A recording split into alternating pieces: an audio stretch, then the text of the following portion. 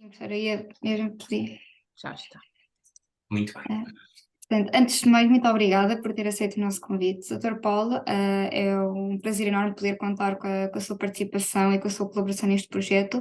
O nosso objetivo mesmo é ter o máximo de informação possível sobre como é que é feito o combate às fake news e como é que o combate é feito à desinformação nos vários países cujos parceiros são membros do projeto, que inclui Portugal, claro, porque obviamente como cada sistema mediático e cada sistema político é muito próprio a cada país e tem as suas circunstâncias adjacentes, a questão da demografia, a questão da cidadania que é muito particular a cada país e isso vai, claro, combater, peço desculpa, influenciar a forma como as notícias são reproduzidas em cada país e, consequentemente, como é que as fake news são disseminadas em cada país.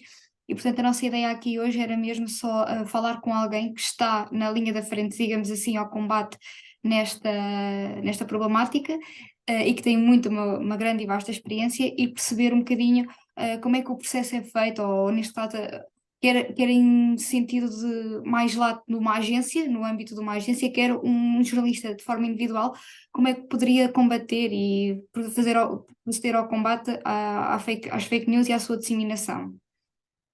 Muito obrigado, Mariana. Eu só me atrevo a corrigir uma pequena parte, que eu não estou na linha da frente. Enfim, eu fiz alguns trabalhos sobre isso, há muito mais gente em várias outras linhas da frente, que são muito interessantes, e felizmente este assunto tem sido bastante bem estudado pela academia, com vários projetos práticos e vários projetos como o vosso, um pouco mais abrangentes, não só sobre esta temática.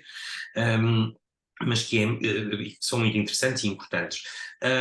Agora, para responder à pergunta da Mariana, eu fazia aqui até porque como o vosso projeto está inserido numa vertente muito mais de ciência política, muito mais que se relaciona com uma perspectiva bastante mais abrangente, eu gostaria de dizer que o combate às fake news, que nós todos ouvimos mais falar nos últimos anos, é no fundo, o método da verificação dos factos, que é a ciência, enfim, não gosto de lhe chamar esse nome, mas que é a disciplina base da função de jornalista. Ou seja, é o método da verificação dos factos que nos permite publicar notícias, dar informação às pessoas, porque é esse método que incorpora aquilo que nós sabemos, como todo o empirismo cético deve estar na base do jornalismo, como todas as questões metódicas, e é claro que este método varia muito de meio de comunicação social para meio de comunicação social. Há meios de comunicação social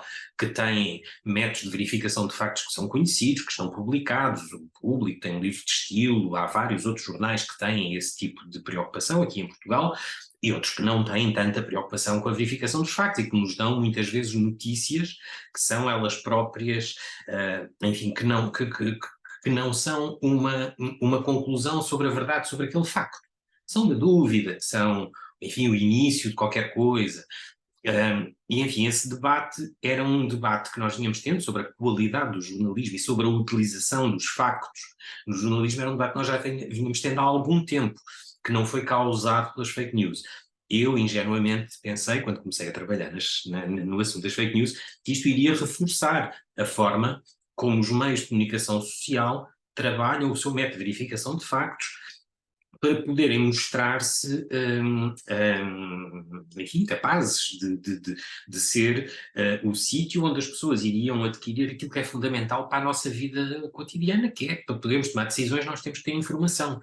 E para termos informação, temos que ter informação confiável, não é? E essa confiança advém precisamente do método rigoroso que é usado por vários jornais e vários meios de comunicação social para publicarem as suas informações. Ora, eu, assim, no início do meu trabalho sobre as fake news, isto portanto em 2018, fui convidado para um almoço pelos representantes diplomáticos de países nórdicos que fazem um almoço com pessoas, creio que mensal, e portanto para aquele mês convidaram-me a mim para almoçar com os embaixadores da Dinamarca, da Noruega, da Suécia, da Finlândia e creio que da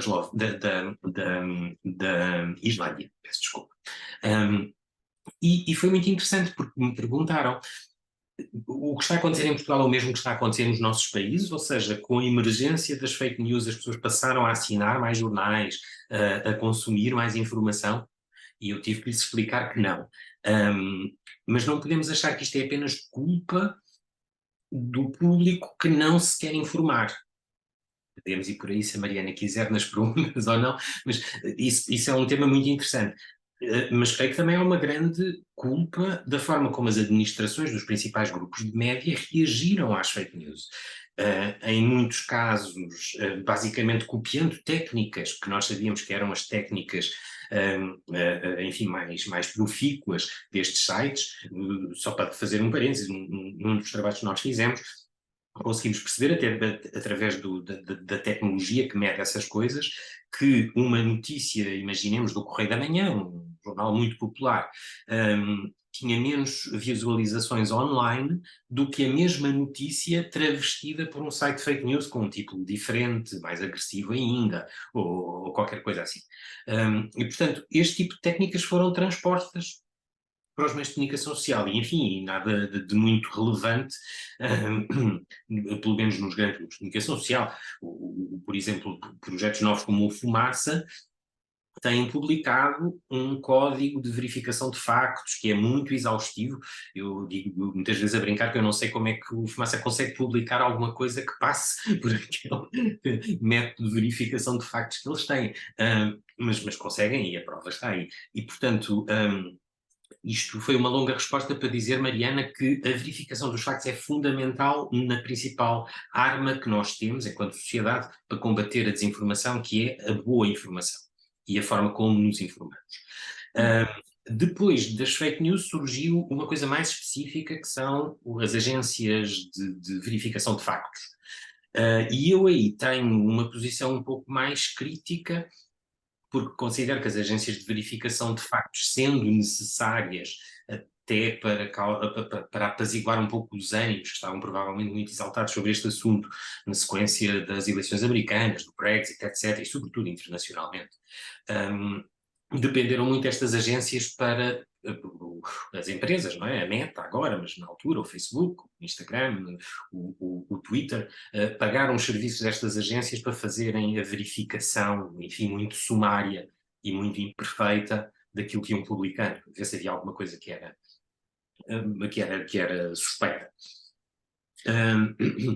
Mas por entrarem neste jogo, as agências de verificação de factos, as duas que existem em Portugal, estão contratadas pela Meta. Portanto, não estou aqui a dizer mal de nenhuma em particular. São as duas, é o Observador e o Telígrafo. E são as duas, tanto quanto eu sei, posso agora não ter a informação atualizada, isto pode não ser verdade, eram confirmados.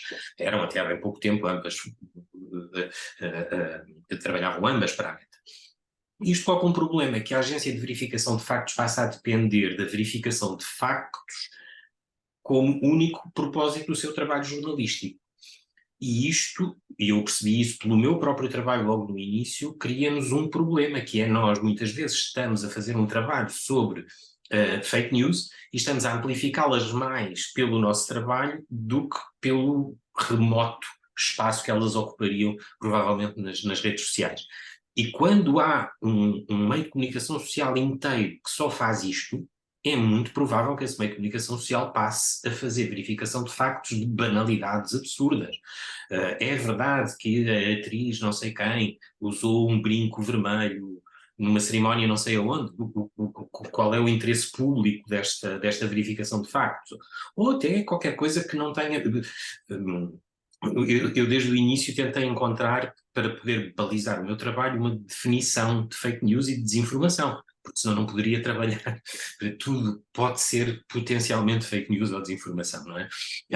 Depende do ponto de vista e da forma como somos mais ou menos, enfim, cínicos a falar sobre os assuntos. Mas, e portanto, eu cheguei à conclusão que o que eu queria saber era como é que se organizava o processo de desinformação, que começa em alguém criar uma mentira que vai ter impacto social, que pretende mudar consciências, mudar opiniões, mudar atitudes, portanto, ter um impacto social mensurável, e que para isso cria uma mentira e se organiza através de sistemas muito complexos, de prédios à inteligência artificial de que agora falamos, mas muito complexos tecnologicamente, como a criação de repetidores, de bots, de máquinas que disseminam a desinformação, para que essa desinformação chegue a nós, pessoas concretas, normais, com certidão de eleitoras e de eleitores e com capacidade de fazer coisas, hum,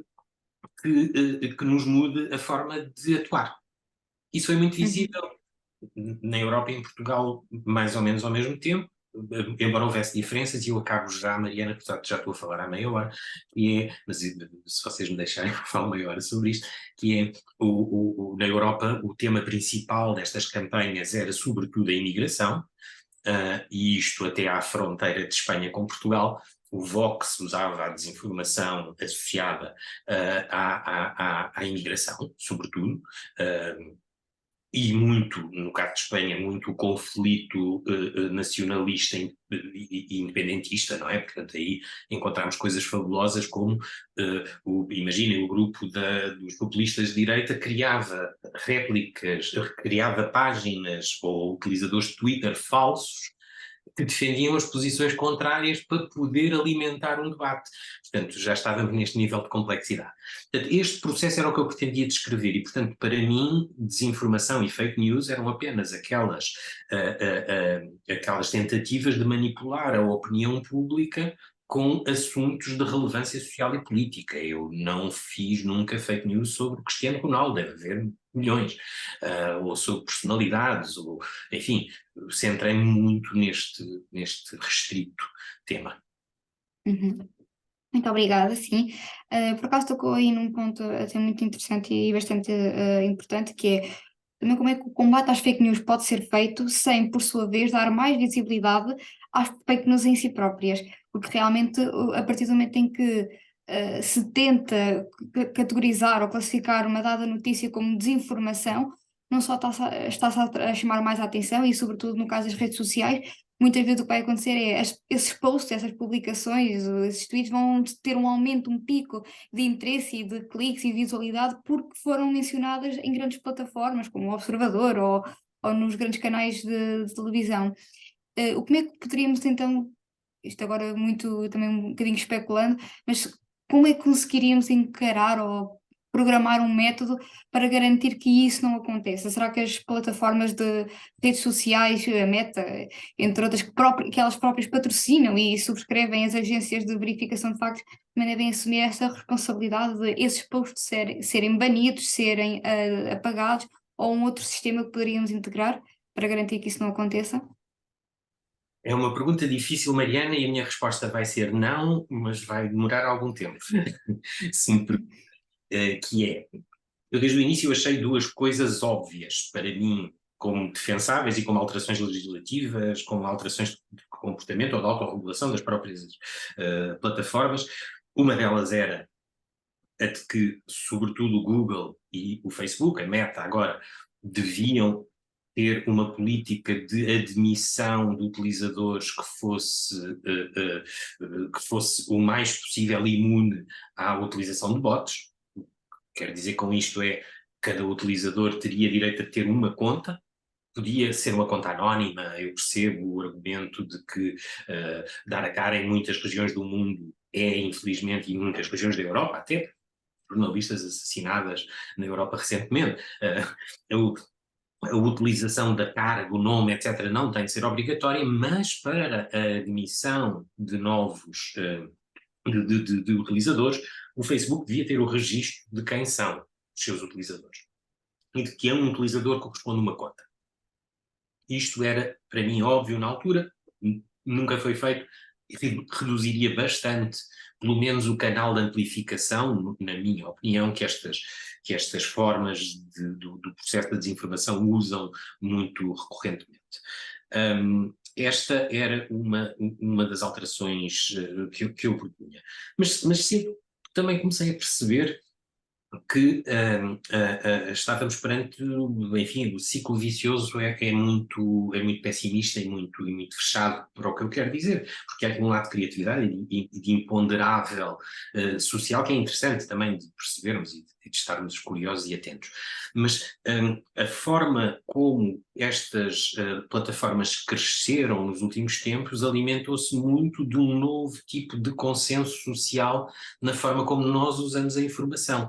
E, portanto, as coisas eram a mesma, basicamente, ou seja, o Facebook e o YouTube do Google amplificavam completamente o gosto pela polémica, pelo ódio, enfim, digamos assim, da forma mais fácil, não é? Amplificavam o ódio como motor narrativo de todas as histórias, não é? É aquela célebre frase de alguém que eu já não me lembro quem, mas que nós vamos ver um vídeo agora da Sinead O'Connor, por exemplo, ao YouTube e aparecia-nos uma coisa do Daesh na, nos canais relacionados. Portanto, era aquela coisa mesmo de nos levar para lá de todas as fronteiras conhecidas do bom senso. O Facebook é a mesma coisa, não é? Eu fiz essa experiência pessoalmente, passei a clicar só em coisas sobre futebol, o meu feed era só futebol, é futebol por todos os lados, vídeos, notícias, etc. E, portanto, este confinamento, este identitarismo que as redes sociais ajudaram a criar, e as grandes plataformas, tornou-se também um identitarismo político, a vários níveis, que fez com que as pessoas tivessem muito menos abertura para conhecer o mundo e se interrogarem sobre ele, e muito mais para verem refletidas nas notícias, chamemos-lhe assim, na informação que consumiam, os seus próprios, as suas próprias opiniões já adquiridas, não é? Portanto, queriam apenas que os meios de comunicação social ressoassem aquilo em que já acreditavam. E isso é a base da minha resposta não, Mariana, que é, eu acho que não há nada que nós possamos fazer para alterar, de um ponto de vista estrutural, isto, senão advogar da maneira que podemos a necessidade que as pessoas devem ter para o seu próprio bem se informarem bem antes de fazer alguma coisa. É preciso informar-nos se está sol, se devemos levar um chapéu, ou se devemos levar um guarda-chuva, ou devemos informar-nos sobre as coisas que fazemos, para as fazermos bem, sobre como votamos, sobre como elegemos órgãos nos grupos sociais do nosso bairro, como comprar uma casa. Temos que nos informar sobre tudo o que fazemos. E cuidar dessa informação passa por tê-la pelos meios que nós julgamos mais sérios para o fazer, e portanto é esse elogio da verificação dos factos no jornalismo e do jornalismo sério que eu acho que é a última arma que eu tenho ao meu dispor. Infelizmente, gostava de ter outras, porque eu já ouvi, por exemplo, a Ministra da Cultura anterior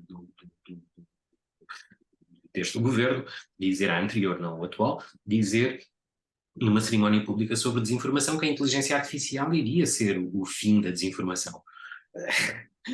É uma afirmação muito, muito difícil de sustentar e muito polémica hoje, não é? Em que provavelmente tememos o contrário, não é?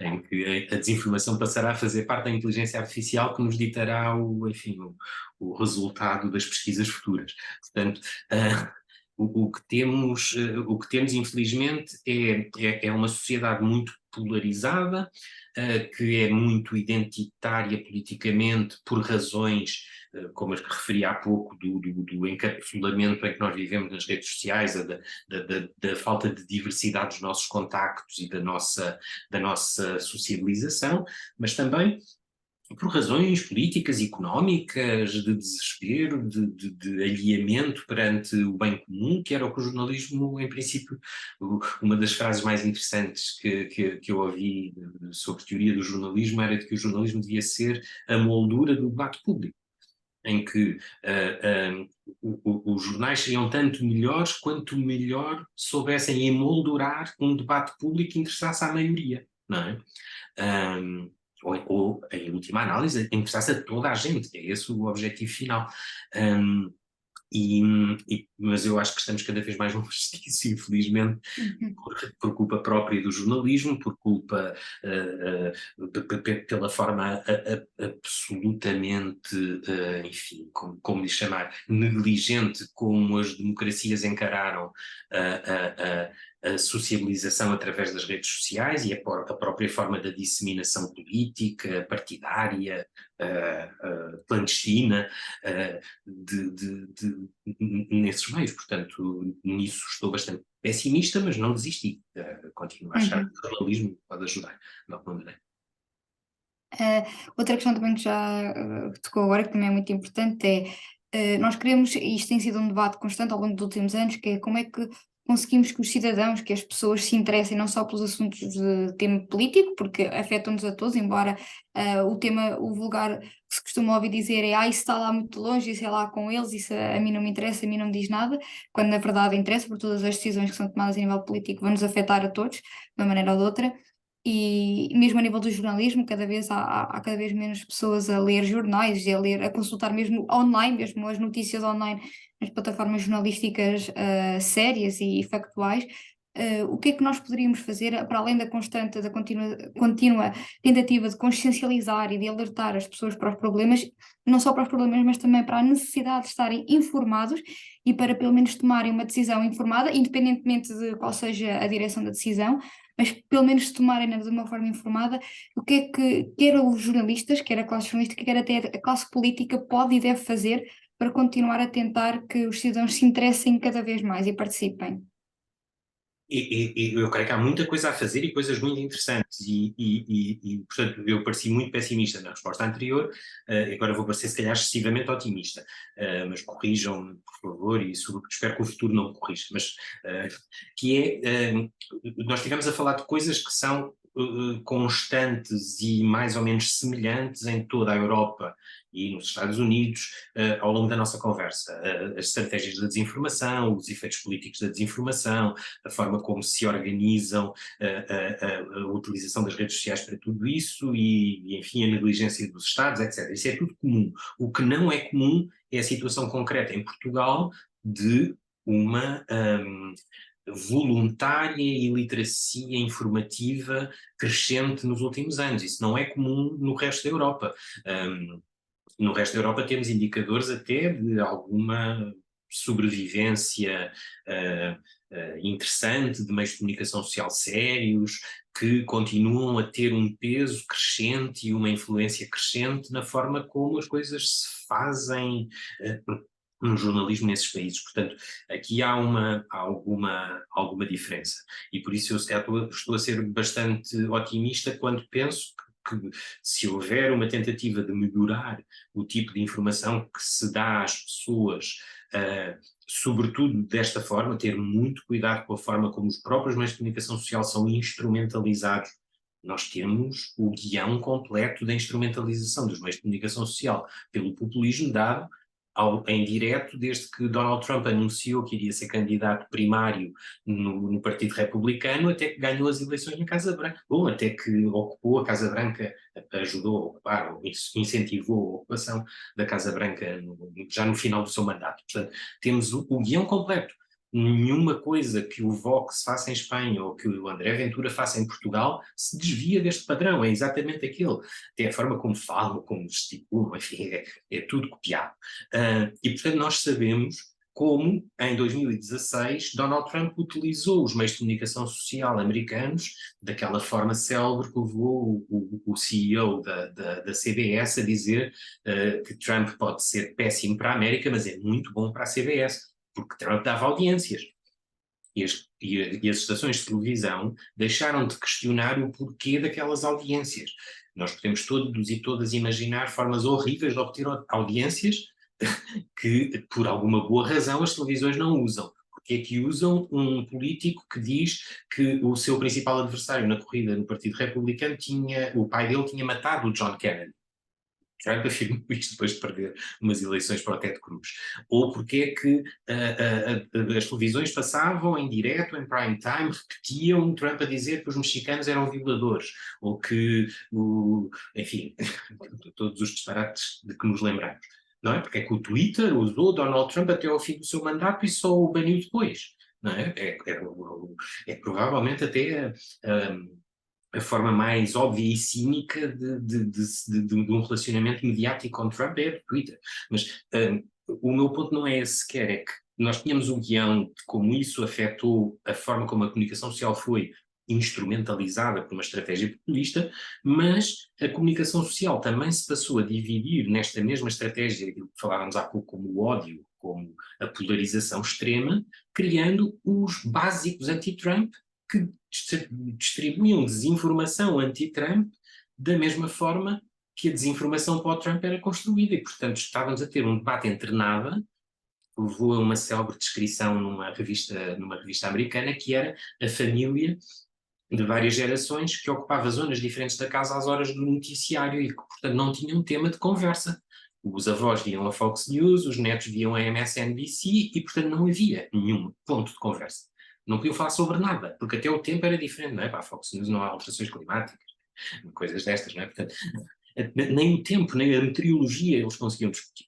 Portanto, esta forma de polarização que a comunicação social tradicional se aproveitou não é culpa das redes sociais, não foram as redes sociais que obrigaram as estações de televisão a adotar o registro de confrontação permanente, não é? Porque é que temos sempre um assunto que é discutido entre os seus opostos? Porque é que os opostos não vão estar de acordo sobre um assunto qualquer?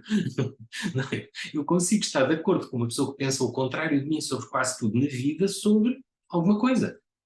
É a base da nossa capacidade de vida social, não é? Não há outra. E, portanto, tudo isto são formas com que a comunicação social acabou por se deixar emergir no mesmo mundo que nós agora definimos com este nome, mas que são ambas as coisas. E a parte que era constante, eu fiz pro bono, por dever, centenas, não estou a exagerar, centenas de debates em todos os pontos do país, dei aulas em todos os pontos do país sobre este assunto. Não havia praticamente uma única dessas ocasiões em que no final, quando o público tinha a palavra, não me perguntasse, mas isso que acabou de dizer sobre as fake news também acontece na comunicação social e toda a gente tinha um exemplo para dar e o exemplo era bom. Portanto, nós temos que ser muito autocríticos sobre a forma como trabalhamos e acho que isso nunca transpareceu de uma forma absolutamente aberta com a sociedade portuguesa, dos meios de comunicação social dizerem sim, queremos ouvir-vos sobre como nos devíamos comportar, sim, queremos fazer melhor, o que é que acham que devíamos fazer, mais investigação, menos notícias sobre celebridades, o que fosse, não é? Perguntarem às pessoas, porque o que nós vemos nas tabelas de tiragens dos jornais, e mesmo o que vemos, e deve ser bastante preocupante para os canais generalistas de televisão, etc., às rádios, é muito assustador, é terrivelmente assustador. Não seria absurdo pensarmos que a este registro de crescimento, daqui por poucos anos, não teríamos meios de comunicação social viáveis em Portugal.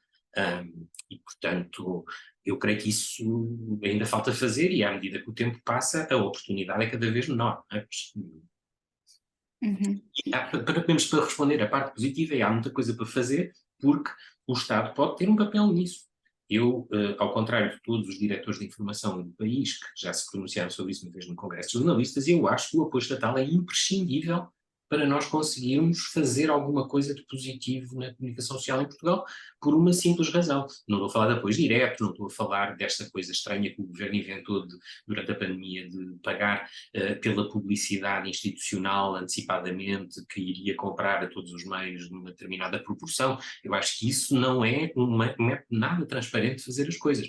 Um método transparente de fazer as coisas é dizer, temos aqui uma linha de financiamento de empresas que abrimos, em que o Estado é o avalista, o garante do valor, e em que uma instituição qualquer, a Fundação Carlos Gulbenkian, que já fez isso para outras coisas, como projetos de desinformação europeus, ou uma universidade, cria um júri que vai selecionar projetos novos que podem candidatar-se a verbas destas para construir meios de comunicação social, ou projetos aprovados para meios de comunicação social já existentes, mas com base nos jornalistas que os propõem, nos projetos concretos. Portanto, candidatamos, como fazemos, eu faço isso com muita regularidade, a projetos de financiamento europeu, para poder fazer trabalhos que me dão bolsas, que me permitem fazer trabalhos de maior envergadura. Portanto, Isso são formas de garantir quer aos meios existentes, mas sobretudo àquilo que é preocupante em Portugal, que é não existirem meios novos, com dimensão,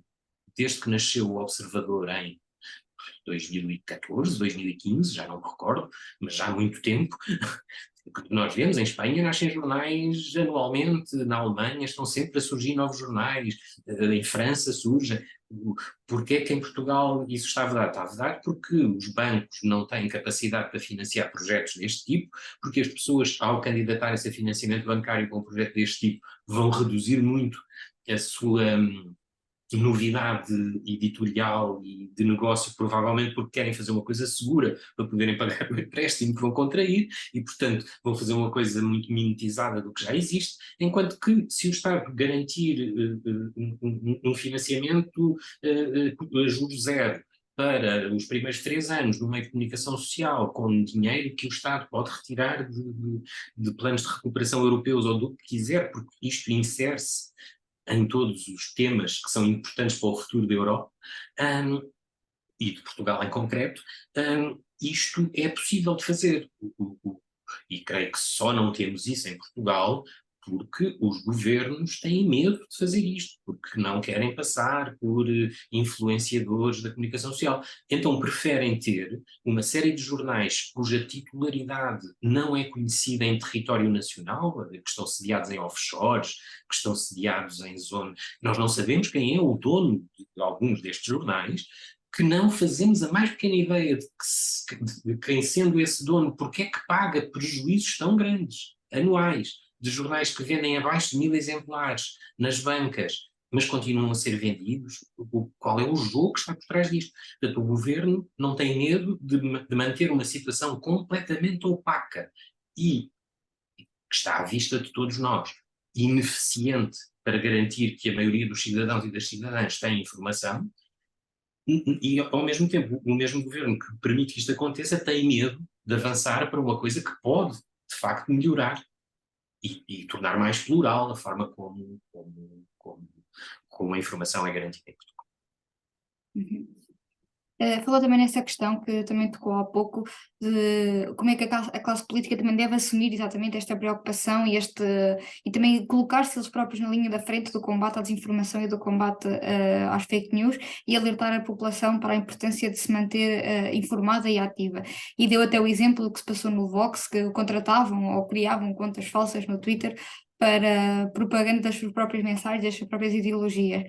Como é que poderíamos eventualmente criar ou agências ou as próprias agências noticiosas terem este trabalho, deverem ter este trabalho de fazer accountability perante a classe política ou incentivar a classe política a própria, eles próprios atualizarem e referenciarem que atenção, que está a circular uma informação que se calhar não é tão verdade como deveria ser, ou não é a mensagem que queremos passar. E vimos isso acontecer muito durante o tempo da pandemia, com todas as novas legislações que saíam e com todas as novas notícias que eram quase atualizadas de semana a semana. Como é que a classe política deve ter este papel? Sendo que, tendo sempre a nuance de que num atual estado, como temos atualmente em Portugal, em que a comunicação social tem muito por onde pegar para a própria classe, a própria comunicação social fazer essa accountability perante o Estado, tendo em conta todas as situações que têm sido ouvidas, o Estado aqui também pode encontrar um bocadinho uma situação complicada no sentido em que se promover a accountability pelos meios de comunicação social, pode ele próprio colocar-se numa situação mais apertada, uma vez que há muita accountability a fazer ao próprio governo. Mas qual é que deveria ser então o papel? Eu agora cinicamente, Mariana, respondo que o governo prefere a situação atual, porque apesar deste elevado grau de crispação e de antagonismo mesmo, como nós vemos isso nas entrevistas, é uma coisa estranha para mim, reparar que as entrevistas políticas são sempre feitas de modo adversarial, aquela coisa, o jornalista ter que ser muito, enfim, adversarial, ter mesmo que contradizer a forma como os políticos respondem às perguntas, é uma, é uma situação mais fácil para o governo do que ter, provavelmente, enfim, uma comunicação social que pudesse despertar assuntos na população que podiam ser podiam ter impactos mais negativos na popularidade dos órgãos eleitos. Não faço ideia, não quero ser cínico a esse ponto, nem divagar sobre isso. O que sei é que creio que desde 2018, 19, os partidos, o governo, a Presidência da República, etc., passaram a integrar este assunto nas suas preocupações, criando, muito provavelmente, gabinetes de pessoas que fazem algum acompanhamento e monitorização das redes sociais, para saber que tipo de fake news é que estariam a ser mais difundidas e que tipo de impacto é que isso teria, etc. Isso eu acho que foi feito e é normal, provavelmente que seja feito. E também sei que a partir de certa altura, muito provavelmente, os próprios serviços de informações passaram a ter um papel nisso, e a fazer relatórios sobre isso, etc. Agora, há sempre aqui houve sempre desde o início um dilema complexo que eu acho que foi politicamente mal respondido, que era, os governos tinham um bom argumento para não invadir a esfera informativa e comunicacional de uma forma demasiado óbvia, criando legislação muito restritiva para as plataformas, por exemplo, ou impondo mais do que uma autorregulação logo no início, etc., porque temiam estar a invadir o espaço da liberdade de imprensa e da liberdade de informação. Mas deixaram que essa liberdade de informação e essa liberdade de imprensa passasse a ser gerida não por um governo eleito, ou por vários governos eleitos, mas por empresas privadas que passaram a ser uma espécie de Ministério da Verdade. Passámos a. E isto não é um exagero. Eu entrevistei a principal, a editora, uma das principais editoras de fact-checkers, de agências de fact-checkers americanas, que rompeu com o Facebook e com a sua própria empresa. Ela despediu-se do sítio onde trabalhava, que era o Snopes, precisamente porque ela estava a perceber que a principal desinformação na altura era causada, era sobretudo creio que sobre os Rohingya, mas não tenho a certeza. Enfim, era um assunto internacional, era sobre o México, já não me recordo, e o Facebook queria na altura fazer a recolha de assuntos relacionados com George Soros, porque George Soros tinha dito qualquer coisa de mal para o Facebook, ou tinha dito que tinha vendido tudo, já não me recordo, mas tinha feito um ataque qualquer ao Facebook, e o Facebook quis concentrar no George Soros. E as fact-checkers americanas diziam não, mas o mais importante é isto, e o Facebook dizia não, concentrem-se nisso. Isto é um exemplo de como haja um Ministério da Verdade. Não, o Facebook tem interesse em manter alguma desinformação para o seu, enfim, para o seu domínio, e não sejamos ingênuos, o Facebook anuncia ter 2,5 mil milhões de utilizadores.